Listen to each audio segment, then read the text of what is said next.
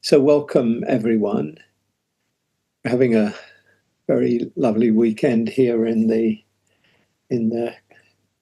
Metro DC Metro area. Hope it's good where you are if you're outside of the area. I know some of you are. So welcome to our Sunday morning meditation class. I'm Hugh Byrne and I'm a teacher with Center for Mindful Living and Insight Meditation Community of Washington. And I've been teaching with IMCW for over 20 years and with CML since we started. I think it was about 2011. We used to have a space in Northwest DC, but now we're virtual in terms of a lot of our activities, but also a lot more growing number of live activities, including the Saturday morning class in Tenleytown, just a few blocks from where we had our center, the Center for Mindful Living, the physical space. We're now the classes are at Iona, just by Tenley Metro. And so, welcome everyone. I hope your weekend is going well, and hope you're keeping well in these challenging times. Just a little bit about the format of the class. We normally begin with a period of guided meditation, about 20 minutes or so. Then Emily leads us in some mindful movement. We'll have a talk. So today, the theme is engaging with compassion and living with joy in difficult times. I'll be talking about the path of the Bodhisattva, and then we'll have hopefully a little time for sharing questions, etc. So.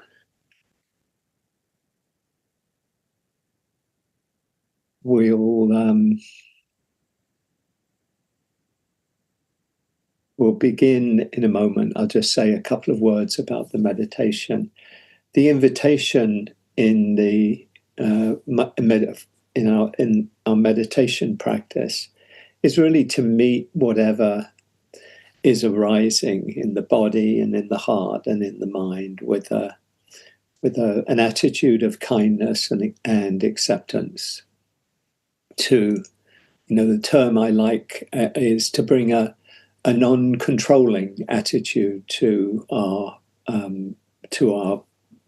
whatever is coming up. We're not trying, in this mindfulness practice, we're not trying to necessarily develop particular states or cultivate particular qualities. We can do that in different kinds of meditation, like loving kindness meditation or equanimity or compassion, whatever. But in the basic mindfulness practice, we're just taking our experience, how we are, how things are right now, as they are, take them as they are, and not trying, really letting go of the kind of controls, like feeling I should be feeling that, I shouldn't be feeling this, I'd like more of this, I'd like less of that. And to just open as fully as we can to what's arising moment to moment. So with that, I just invite you to come into a posture that's comfortable and relaxed. It's obviously helpful to begin, by setting the stage to be as relaxed and comfortable as we can be. If we're in a contorted position, it's obviously going to be more challenging for us to just open to what's arising. So just finding a posture that's relaxed and comfortable, letting your back be straight, letting your chest be open so you can breathe easily. You might close your eyes if that's comfortable, or if you prefer, you can just keep your eyes open with a soft gaze, looking a few feet ahead of you.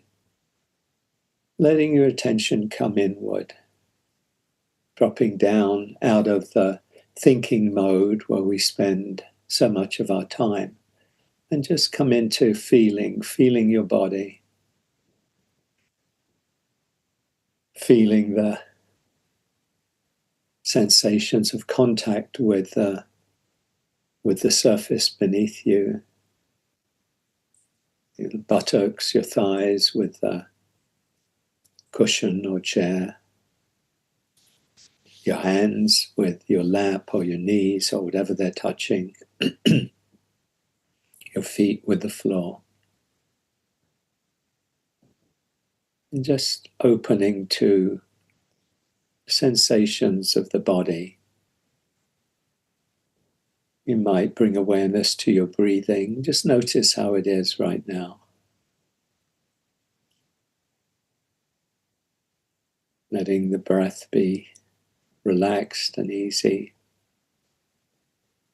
You might find it helpful to take a few longer, deeper breaths.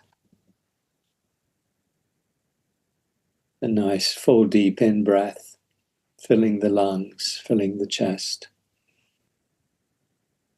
And then releasing, letting go on the out-breath.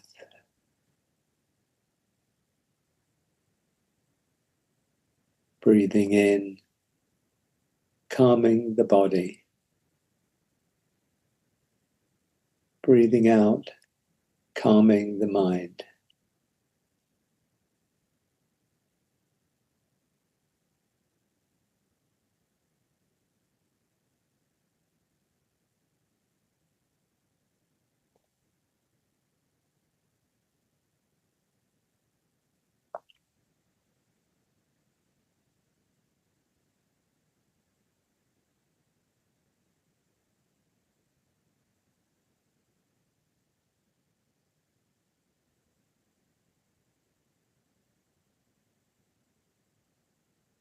Whenever you're ready, just letting the breath come back to its natural rhythm. Just breathing in and breathing out.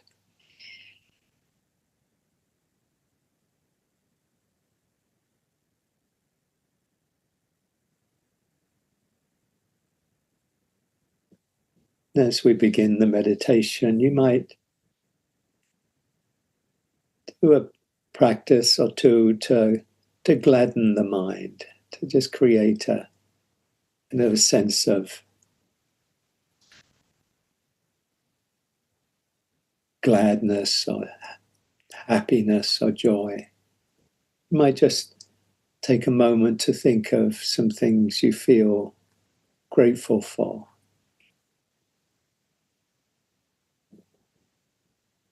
And just let yourself appreciate them.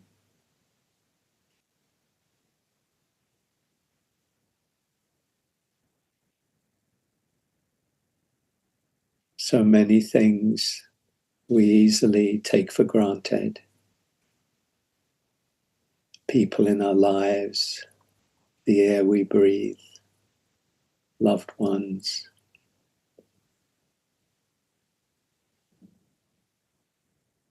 Our religious or spiritual practice.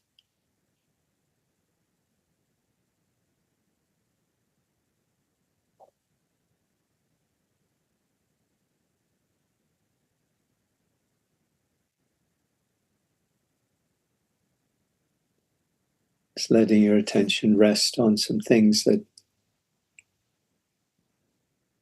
you appreciate, you feel grateful for.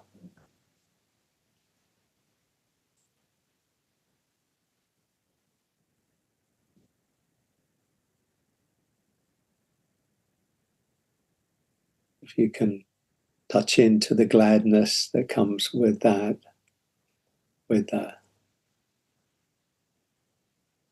things and the people we appreciate.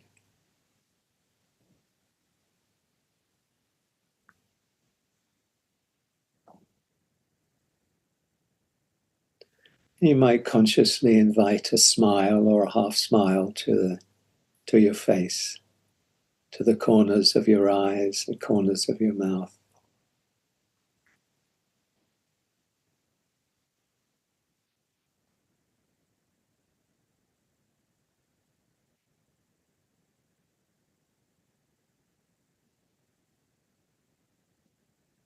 the smile, send a message to our brain and to our nervous system that we can relax and be at ease.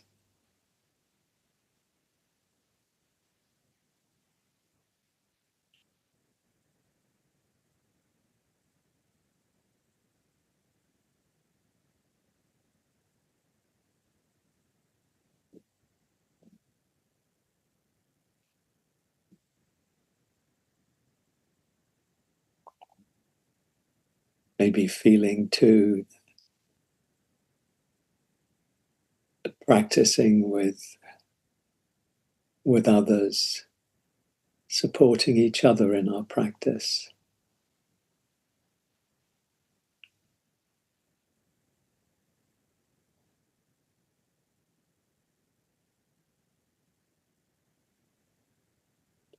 Just opening to whatever is present for you right now in the body. Just let the sensations and feelings, whatever you notice, let them come, let them be. And when they're ready, let them go.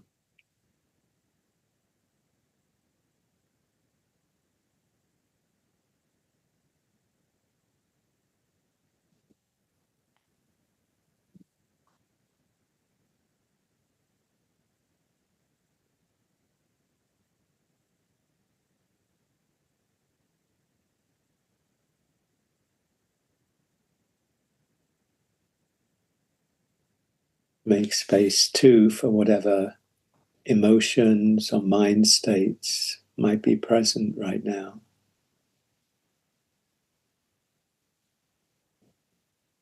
Just let yourself feel there's some sadness. Allow yourself to just bring awareness to where you're feeling it.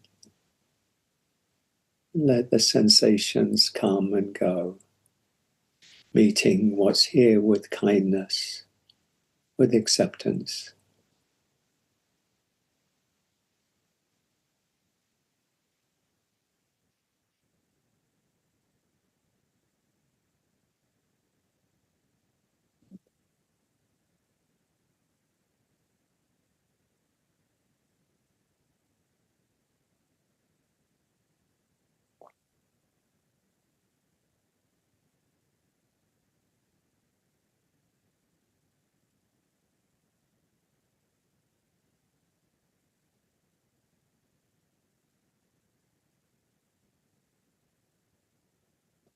If it's helpful, you might just let your attention rest on your breathing as a kind of anchor for your awareness, just grounding you in the present. The sensations of breathing in and breathing out.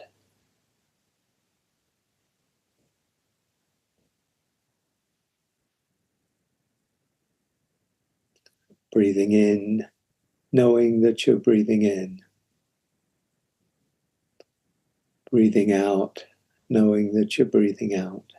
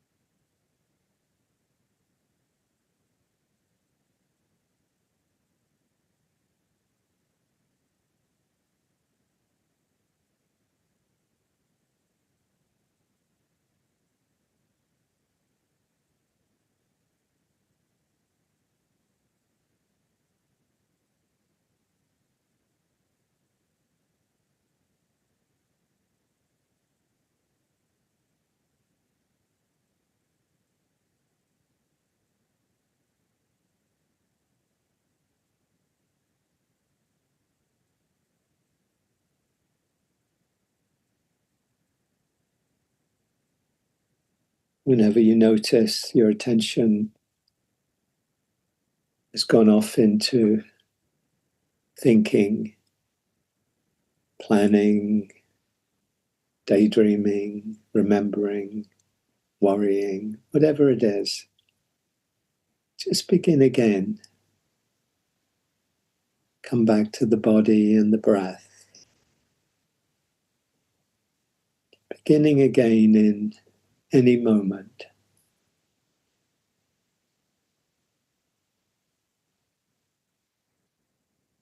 Not needing to judge yourself going off into thought.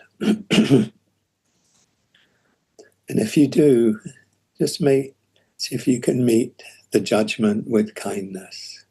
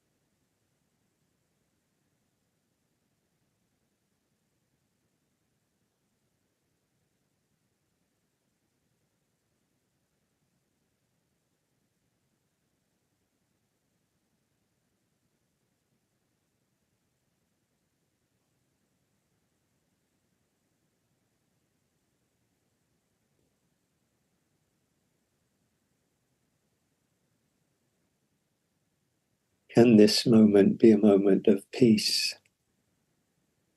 of presence, of freedom?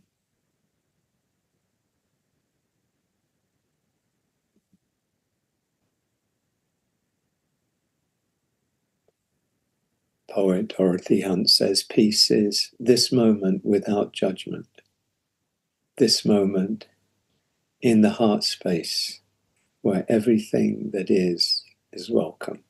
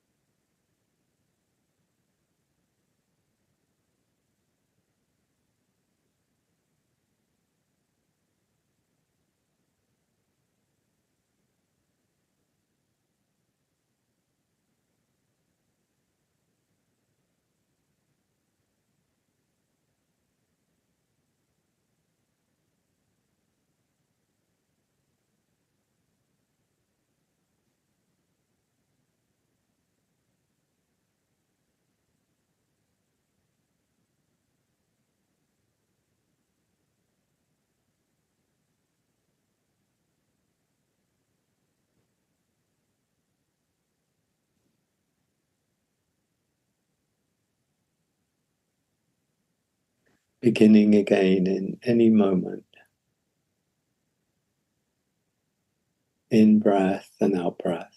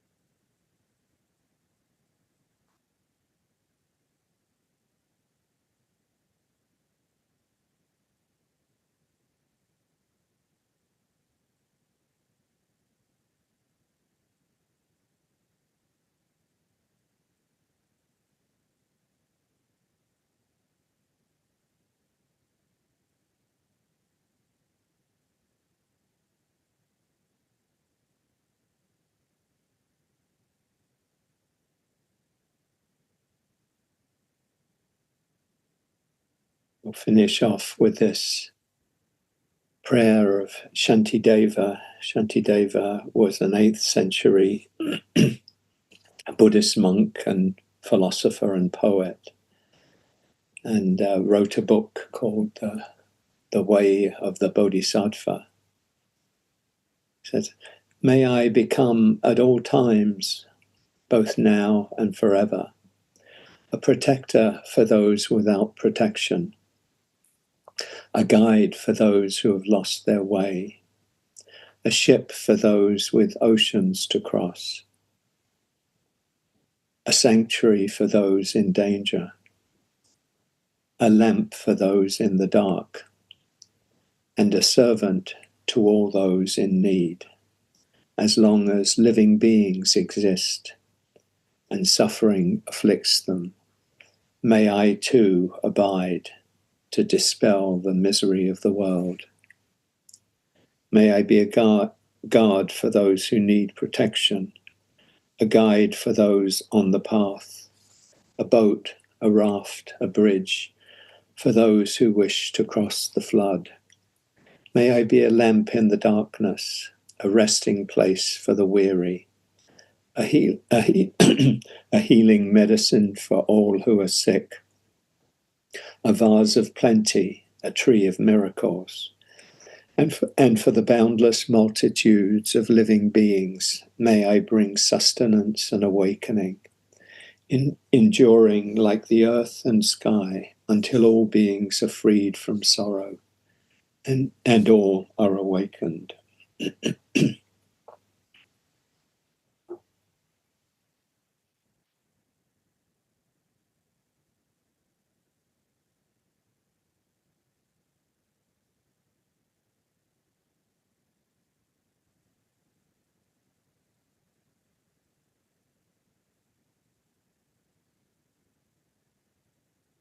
Just taking your time to come back, open your eyes, come back into the group. Thank you. And we'll take a few minutes now for some mindful movement. Thank you. It's lovely to stretch and come into the body. I spent 6 hours in the car yesterday driving back from New York, so I've still got a bit of stiffness from that, of being in that same posture pretty much the whole time. So thank you, Emily. It's lovely.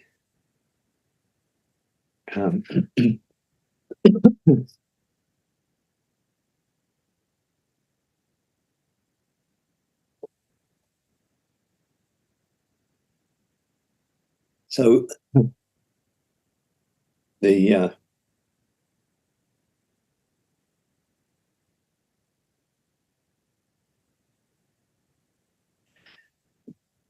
theme for today is really about how our practice can support us in challenging times, in difficult times.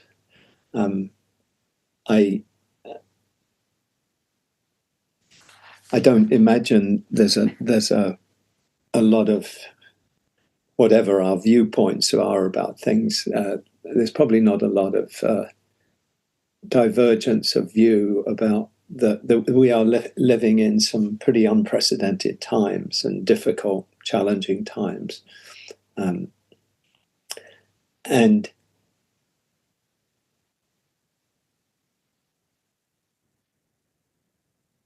what I want to talk about is something, we've talked about at other times before, and that's about how our practice, how our spiritual practice, particularly the Dharma practices, can support us. I think I called it engaging with compassion and living with joy in troubled times, that even in the most difficult times that we can find and experience and live in joy, in happiness, in connection, love, that they're not objectively made impossible by the times. They're very much about the choices that we make about how we respond. I'm just interested. Maybe I'll ask a question, and if you'd like to just briefly share in the chat. On a scale of 1 to 10, how difficult do you find the kind of the time, the period that we're living in right now? If you wanted to put it in the chat, or just say, just where you are on that. I find talking to people that in classes and teaching, that there's a lot of stress, there's a lot of worry. I think we talked just before we started about helplessness, other emotions. There can be a lot of anger, a lot of rage, a lot of grief, all of these,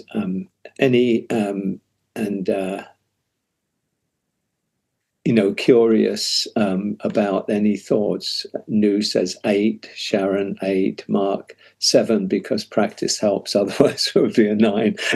Well said, Mark. Pam 9, if 10 is most difficult. Jan 8, 9 for anticipation and dread, 7 for close by impact.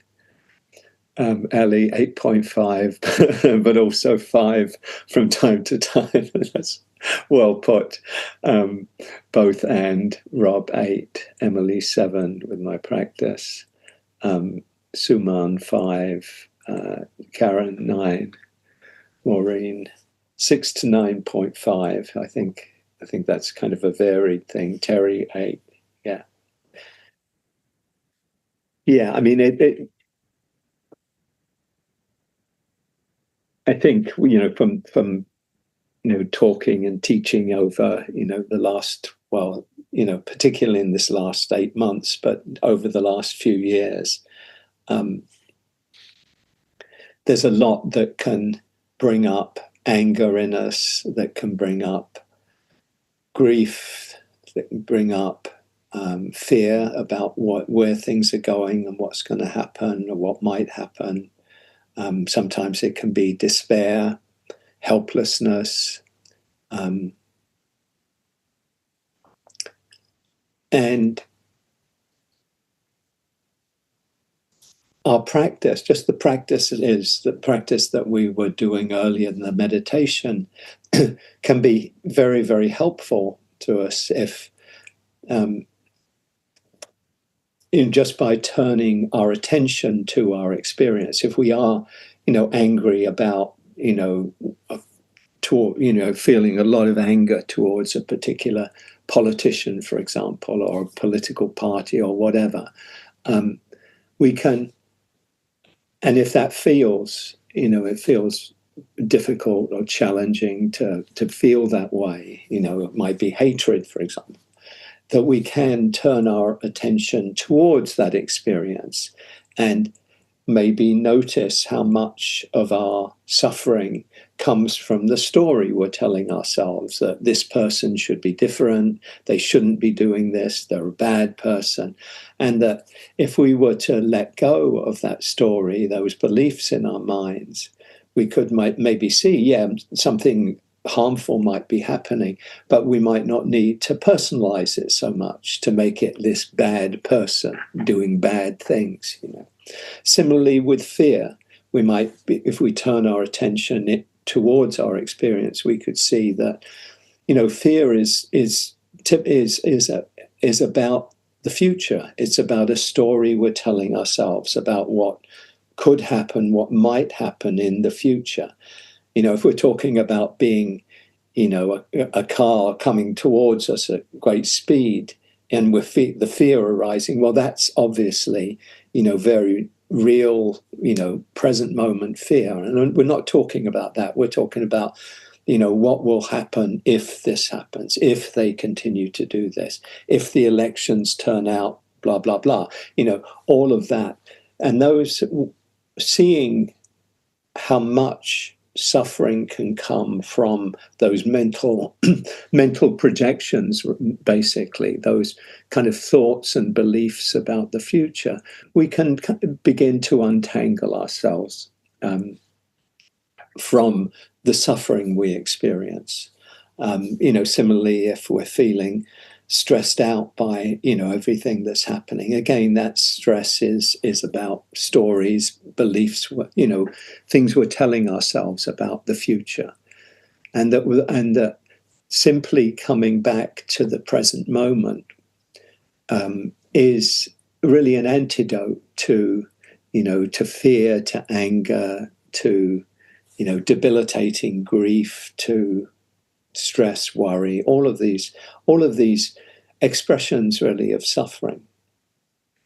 So we talk about, you know, in you know, that's the basic kind of teaching, that we can untangle ourselves from suffering by turning towards our experience and being present with what is, you know, being present with, you know, the tension in the body, being aware of the stories in the mind without kind of, you know, following them wherever they go.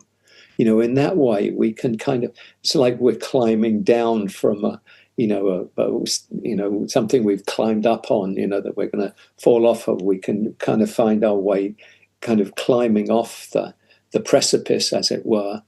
And that's, you know, that's the heart of really of our practice. We can also cultivate compassion towards those who are suffering, and even including towards those who are causing harm. We can hold them in our hearts. We can cultivate loving kindness, equanimity, you know, cultivating qualities that allow us to meet whatever is coming up in our experience with balance, with steadiness, with equanimity. So all of these are very powerful ways of living in difficult times with some balance and with a sense of ease and a relative well-being, that we don't have to be kind of tossed around by the, you know, by the conditions of life. Oh, he's done that again, so therefore we get kind of, you know, get really angry, or we get really fearful, and all of that. So that's kind of the basic, as Ram Dass would call it, the basic curriculum. You know, there's the basic practice, you know, the curriculum that we have to, you know, to deal with suffering.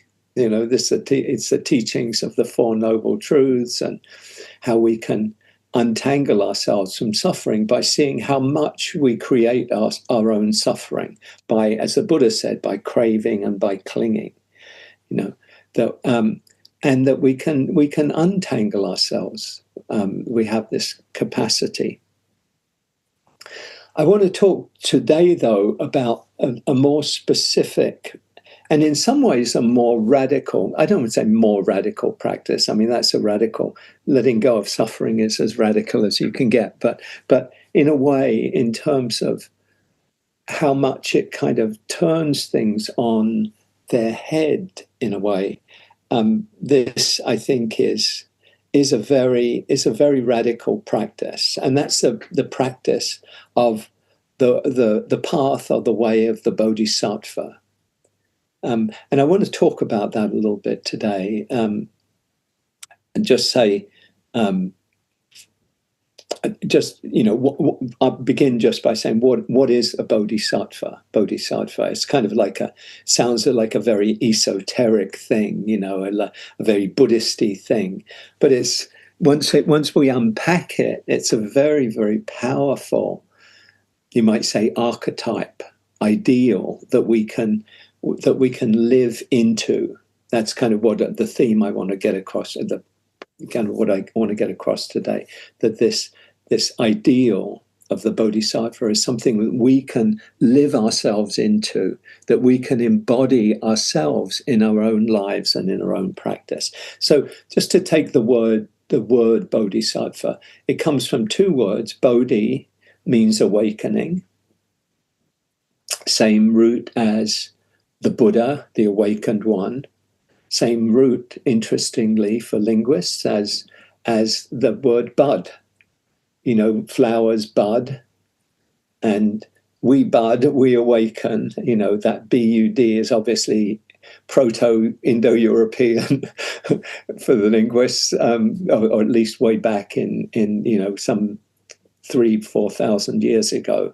So awakening, Bodhi awakening, and Sattva is a being. It's an awakening being or an awakened being, one who is already awakened or one who is on the path of awakening. And historically, the term, at the time of the Buddha, the term, in the Buddha's original teachings, the Bodhisattva referred to the Buddha before he became a Buddha. It was the Bodhisattva was in the cosmology, it's all the previous lives, and including the life when he was Siddhartha. The story of being wealthy and then going off and becoming a beggar, a wandering monk. He was called, in the scriptures, as it were, in the teachings there, he's called a bodhisattva until he becomes, he has the experience of awakening under the tree. So until then, he's a bodhisattva. But the way this term has been developed mainly comes about 500 years after the Buddha's life, so about 2,000 years ago. And it comes out of, this is kind of, you don't need to know this, it won't be on the exam, but it's kind of inside baseball. But after the Buddha dies, a lot of different kind of groupings develop with different kinds of analysis of the teachings, different kinds of views of the teachings. It's interesting. Buddhism isn't a kind of a sectarian religion. That doesn't tend to, or hasn't over the last 2,500 years, gone, break off into new sects like Protestantism and Christianity and stuff like in that, the Tibetans and the Thais and the Burmese and etc. The different, expressions of Buddhism, Zen and insight, and Tibetan Buddhism still all see themselves as part of, this Dharma path. Again, though, this is all to the side, but the conception of the Bodhisattva as a being who has awakened but chooses to stay in the realm of suffering. The term is samsara, which means endless wandering. We can keep wandering because we keep doing things over and over again. This concept of the Bodhisattva was really a reaction against what was felt to be an overly individualized view of liberation.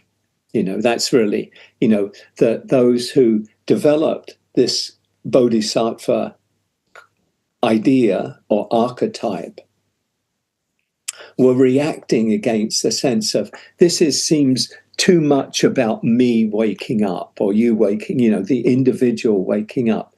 And it was really a kind of bringing more fully into the picture, I would say, compassion towards all beings, seeing it much more as in a sense, as a collective, a process awakening. It's not just about, a few very advanced spiritual practitioners waking up and being there and being teachers and sharing the word. Not limited to that, but that our awakening, this is the kind of what's embodied in this view, our awakening is inexorably tied up with the awakening of all beings.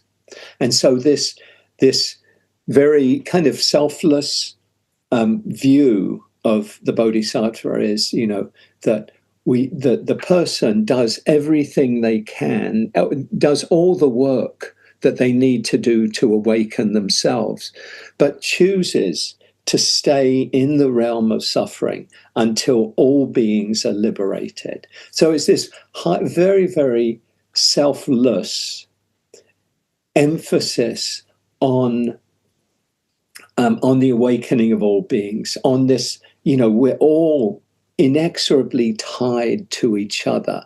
Our well-being is dependent on the well-being of everyone. I can't be happy, truly happy, if you are suffering.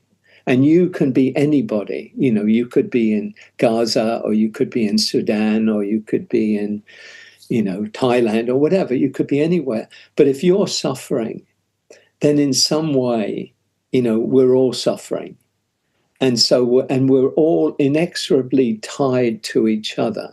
That beautiful, quote from Martin Luther King, in this, bound together in this, this, I can't remember the exact quote, but, this network of kind of connectedness. And this is the conception really of the bodhisattva, that originally, staying in the realm of suffering until all beings are awakened. And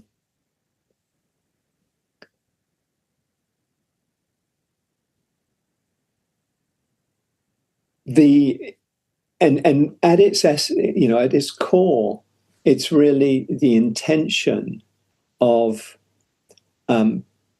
alleviating suffering wherever it's found. So it's obviously we need to wake up ourselves. We need to see where we're clinging, where we're caught up in suffering. We have to do our work, but our work is completely tied to the well-being of others, of well-being of all other beings. So it's very much this focus on alleviating suffering. There's one of the different ways that the vow it's about making a commitment to our own awakening and to the awakening of all beings, and it's often framed in very what's the word I look for? Very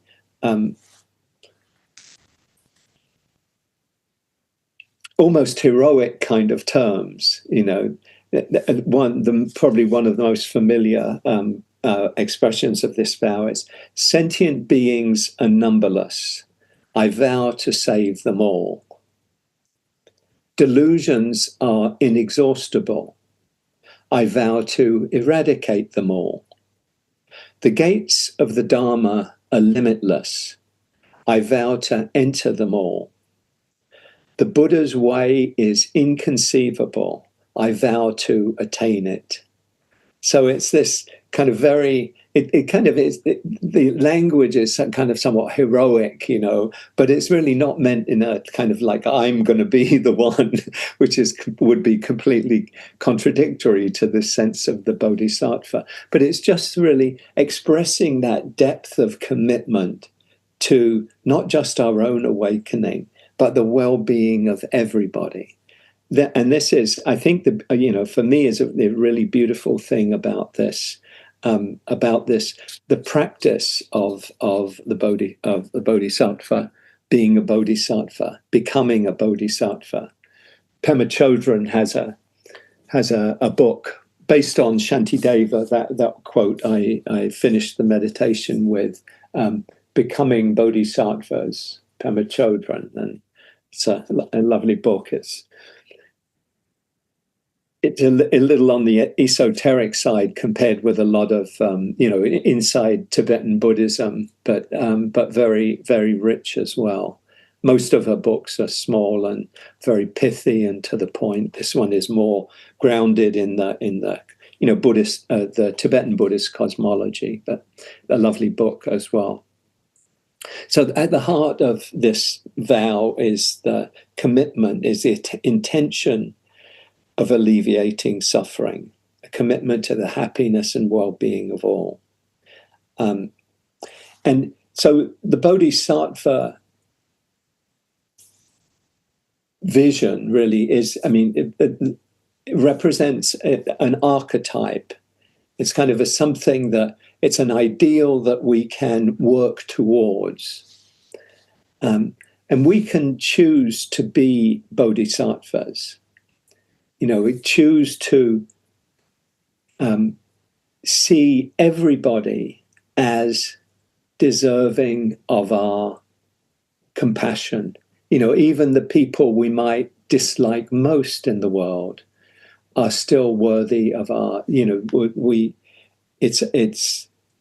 it's necessary, it's essential, if we're going to free ourselves, that we see the goodness in everybody, that all beings have the capacity to awaken and all deserve our compassion and our loving kindness. And so we can choose to become bodhisattvas. It doesn't mean that we're perfect or that we never make mistakes, but that we commit to this path of wisdom and compassion. As I said, seeing that all beings have the capacity to awaken and all deserve our compassion and loving kindness. We can live into this ideal of the bodhisattva. So if you just think about it, what would it mean? What would it mean to be a bodhisattva, to commit to the bodhisattva path? I think one of the things it means is to see everybody as an awakening being. So to see those who are causing harm as deserving of our compassion and of our kindness. Not to deny the harm that they're causing, not to say, and not to not do what we need to do to resist that, but nonetheless to see, to include them, to have no animosity or hatred towards any beings. I want to talk about that more in a minute when I talk about some expressions of people who lived out this bodhisattva path or ideal. But just before that, I want to say that some of the characteristics of a bodhisattva, Jack Cornfield, in his book The Wise Heart, which is about teachings of both Western and Buddhist psychology. Wonderful book. He highlights three qualities of a bodhisattva. The first one is that the bodhisattva takes their stand on the ground of how things are, how things are, rather than, in wishful thinking or in denial or in saying this shouldn't be happening right now. We shouldn't be living in a time when people are being so cruel, for example. And then we act as though, because we think it shouldn't be happening, it's almost like it's not happening, or we're not engaging with how it's happening and we're not, dealing with it. It's essential that we take our stand and we choose our actions and our thoughts, our words, our deeds, based on what is real, what's actual, what's happening. So right now, if we think the society, the political situation in the country is a 9 or an 8.5 or a 9.5, this is where we take our stand. We say this is, I accept that this is how things are right now. Nelson Mandela, when he was in Robben Island in prison for 21 years, when he got in there, a lot of people got in, were angry about, the injustice of being, sent to prison for trying to, struggle for a free and equal society. But what he did, he accepted the truth of here I am, and here I'm likely to be, and I may well die in prison, but I'm going to do everything I can from this place to bring about change. And that's what he did, and in an incredible way. Martin Luther King took his stand in the segregated Jim Crow society of America as it was 60, 50 years ago, and how it had been from slavery to Jim Crow. He didn't deny that what was going on or wish it were different than it was, but said, this is how things are. We have to engage with reality as we find it. And that's what he did. And that's what the Bodhisattva does.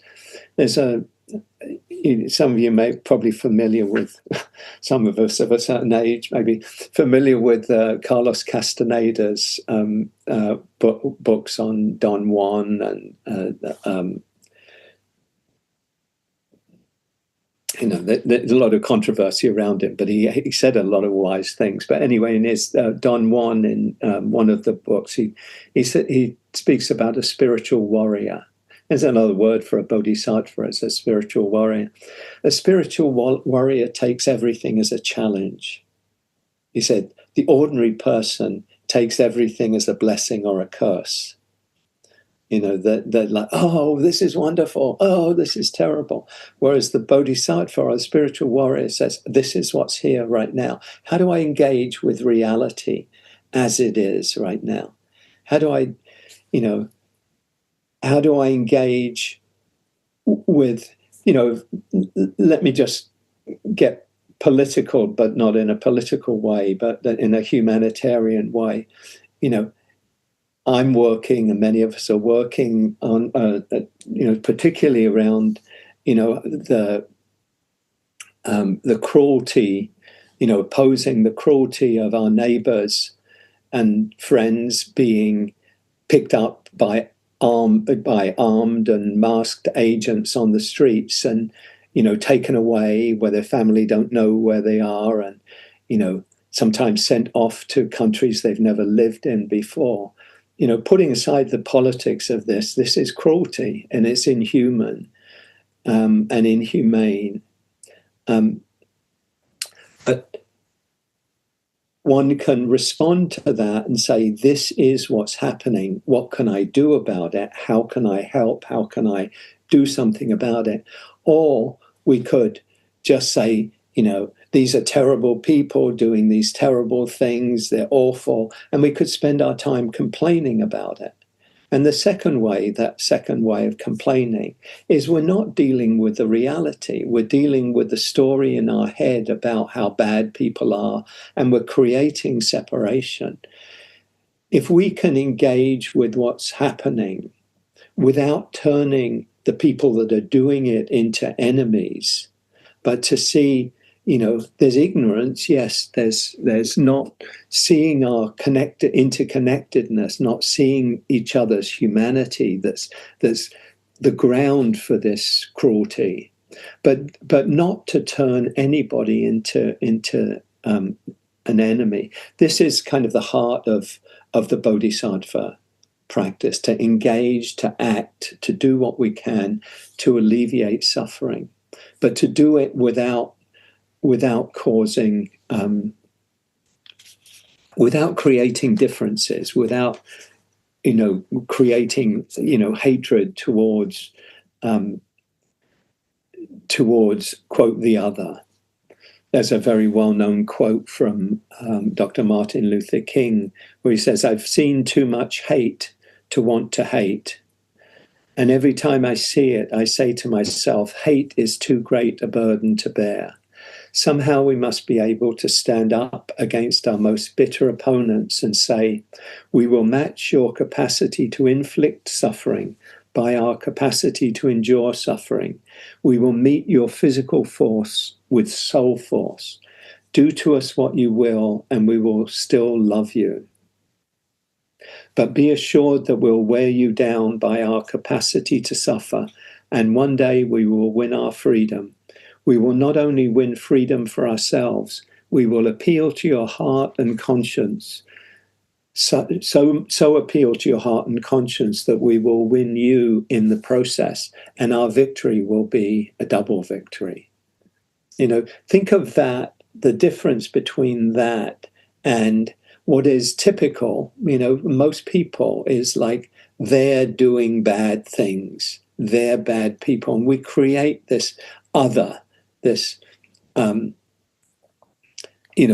Brach speaks about the unreal other. They lose their humanity because we kind of like, oh, it's them out there. And whenever we do that, it's, that's been the basis for genocides. It's them. They don't deserve to live. They're not even human. In the Rwandan genocide, the term that was used about the Tutsi, by the leaders of the government, the Hutu government, was cockroaches. When you can see somebody as a cockroach, it's not very hard to go from there to killing them. That's typically what people do, when they find a cockroach. So, and this is the complete opposite. This is love your neighbor, love your enemy, love your opponent, and win a double victory by being willing to see them as part of the beloved community, as the term Martin Luther King often used.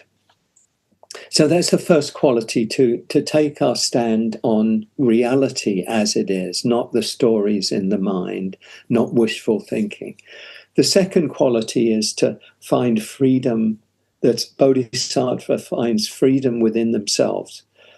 And that's, what our practice of abandoning what's unskillful and cultivating the good, abandoning qualities and thoughts and actions that lead us to suffering. See when that we're doing that, of like, oh, if I'm complaining or I'm blaming or I'm judging, that's just another way of suffering.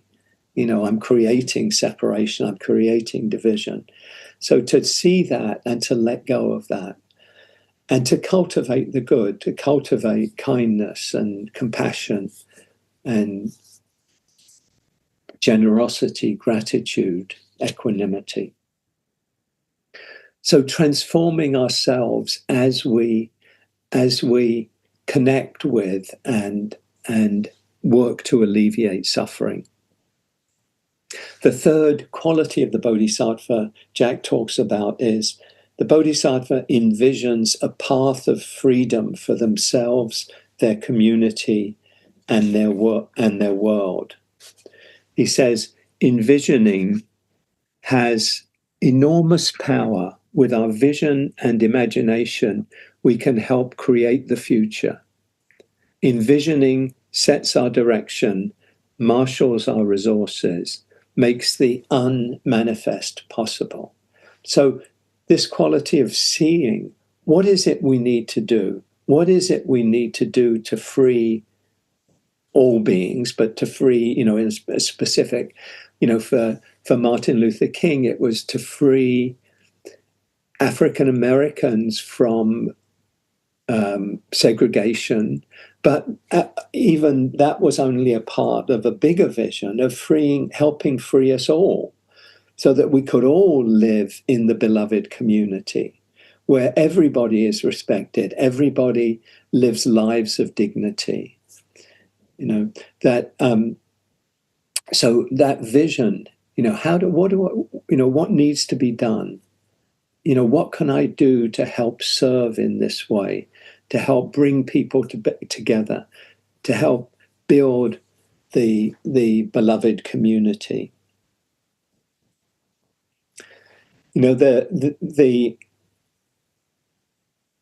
The archetype of the Bodhisattva is very much a Buddhist archetype. But what's wonderful, I find, about the Bodhisattva archetype is that we can see people in so many different traditions who are bodhisattvas.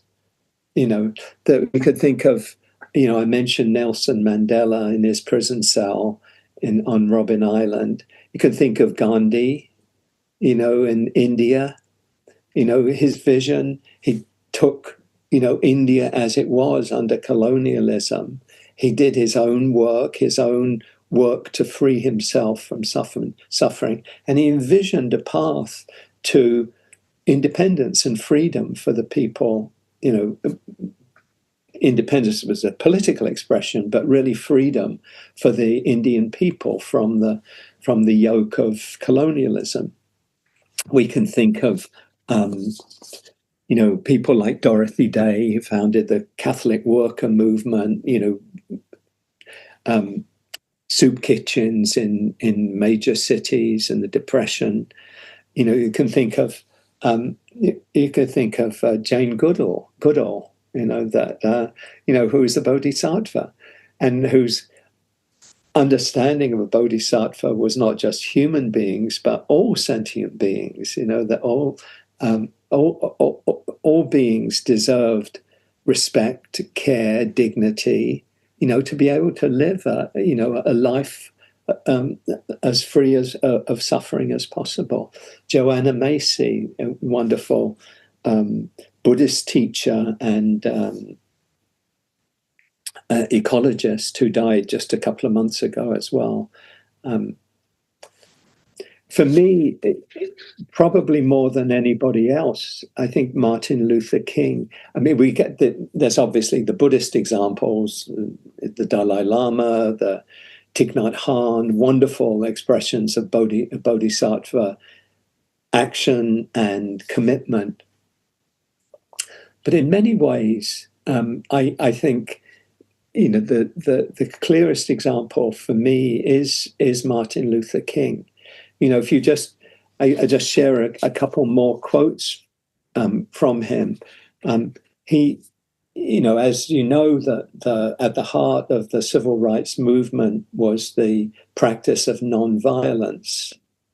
Nonviolence, and what he emphasized was nonviolence isn't just not physically harming your opponent, but it's really cultivating nonviolence of the heart, inner nonviolence, and that really means that's really love of one's enemy.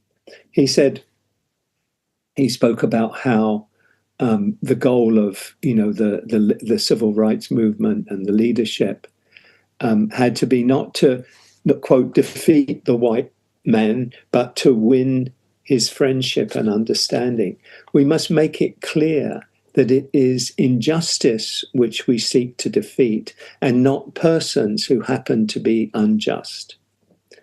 We have before us the glorious opportunity to inject a new dimension of love into the veins of our civilization. Our motto must be freedom and justice through love, not through violence, not through hate. No, not even through boycotts, but through love.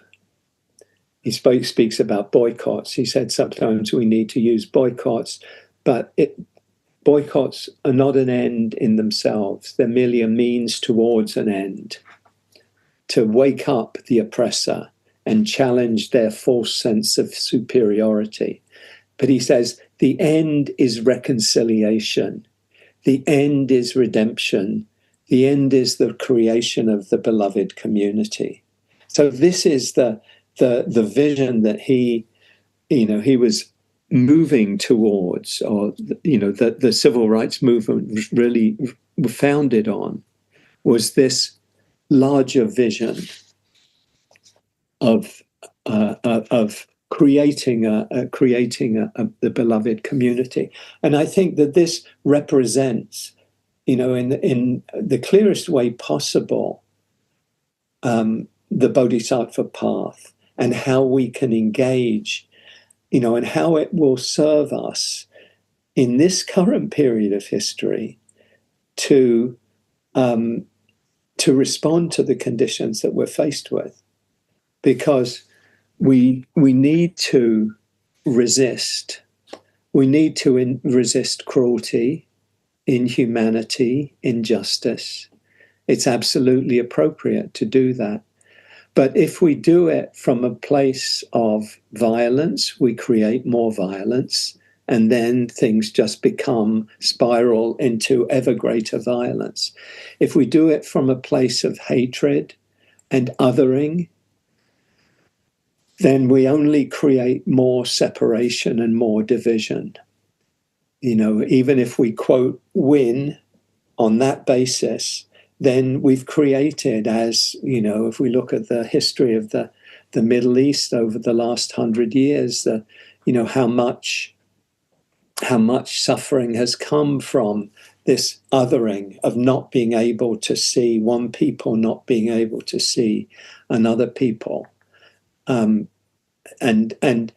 being caught up in the righteousness of one's own struggle, and again, I'm not getting into the depths of that and the complexity of that, but there is a truth in that othering just creates more and more basis for future conflict. So what would it mean to embody this? I mean, I just ask as a reflection, really, for you, can you envision this being in this period that we're in right now, in your life as you're living it right now, but choosing this path of the Bodhisattva, this path where no one is the enemy? And you think sometimes, well, if we don't have enemies, will I have the juice or the impetus to continue to struggle? But I think in practice, it becomes even clearer that when we get out of that enemy mentality, that there's much more space and much more energy to engage with and resist things that are wrong, because we don't have almost that friction, really, that we add on when we get into the othering. It's this add-on that doesn't actually serve us. It's just another expression of suffering. So what I'm saying here is really just an invitation to explore and think about. I have to say, for myself, it's been very, very freeing. Even though things are objectively much harder, I think probably almost everyone here would agree, harder under Trump 2.0 than it was under Trump 1.0.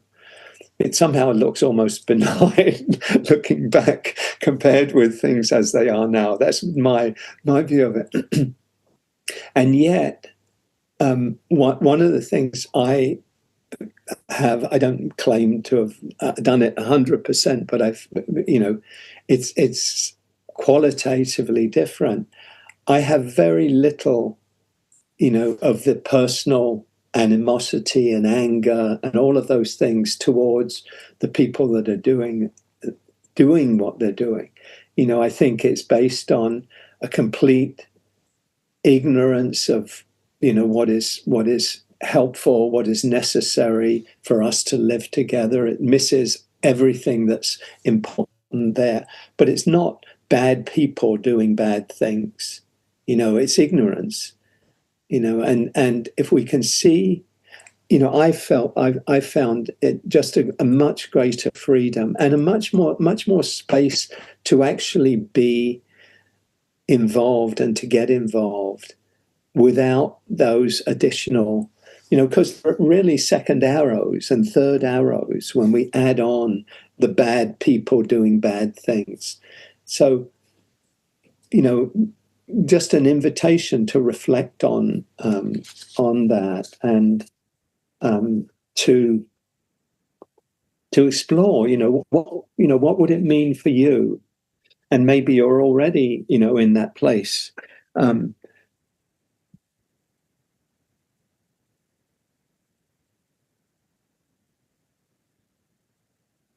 Yeah, let me stop here, and we've got a few minutes to, if anyone would like to share. Thank you, Heather. That's a really important point. I worry about the normalization of the people doing bad things. I think what I'm, saying here about the Bodhisattva path is not to let them off the hook in any way. To really be very clear about calling on things and saying, this is wrong, this is cruel, this is unjust, this is un-American. To really say that and say it clearly and decisively, but without the hatred, without the anger, the blame, um, when I say without anger, I mean, I think anger is an emotion and it can be a helpful one if it guides us towards wise action. But if it becomes, if it solidifies, it just turns into, something not helpful. Hatred, never helped anybody. Thank you, Christine. The Bodhisattva is not the fixer, but rather the balance. Yeah.